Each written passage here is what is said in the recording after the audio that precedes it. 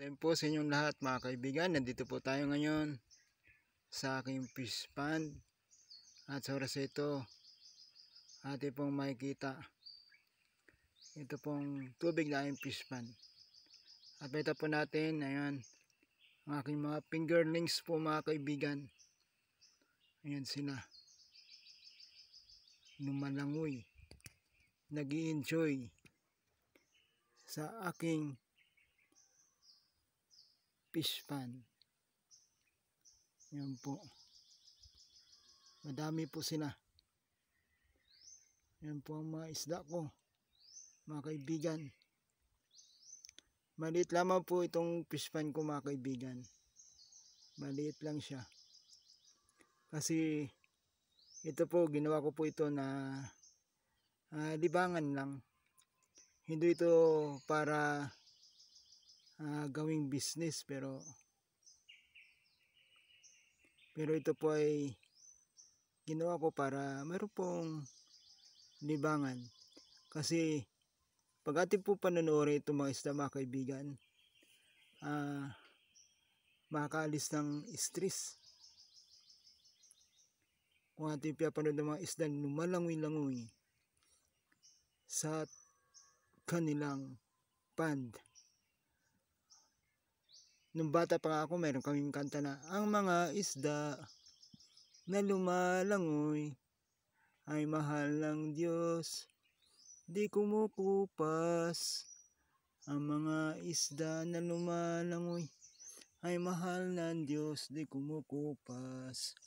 Huwag ka na malungkot. Oh, praise the Lord. Okay, mga kaibigan, ating mamasyal tayo dito sa aking fish pond mga kaibigan.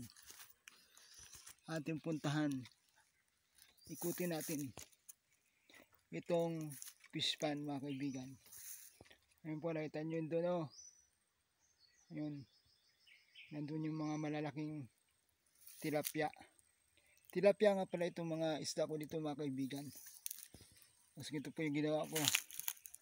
Ayan. Ayan po. Mayroon pong maliit na parang kanal-kanal dito. Ayan, papunta doon sa kabilang kwarto ng kanilang pond. Ayan po mga kaibigan. Ito yung pala na aking pinanghukay sa fish pond na ito. Ayan. Ito yung kadugtong mga kaibigan sa aking fish pond. Kapag ay mga isda na initan na doon sa kabila, dito sila tumatakbo mga kaibigan. Tumatakbo sila dito para magpalamig. Kasi dito kung ating tingnan, no, nasa ilalim po sila ng kahoy. Itong pala sa ilalim ng punong kahoy. Yan po.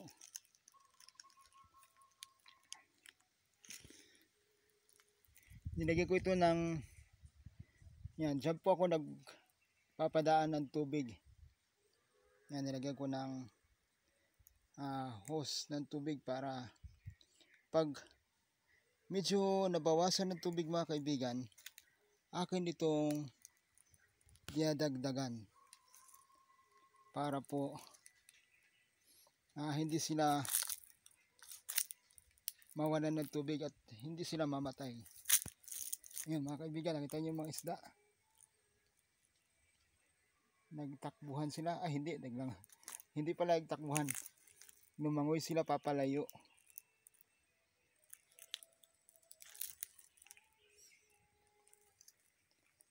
So mga kaibigan, hanggang dito na lamang ang aking video sa oras ito. Maraming salamat sa inyong panonood. At in-encourage ko po kayo na huwag niyong kalimutan na mag-follow, mag-subscribe sa aking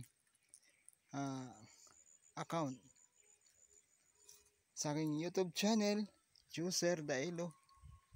At sa aking TikTok, Juicer Dailo. Ganun din sa aking Facebook, page. Hanapin nyo na ang Juicer Dino mga kaibigan. Maraming salamat sa inyong pag-follow at pag-support sa akin. God bless you po. Hanggang dito na lamang ang aking video sa oras ito mga kaibigan.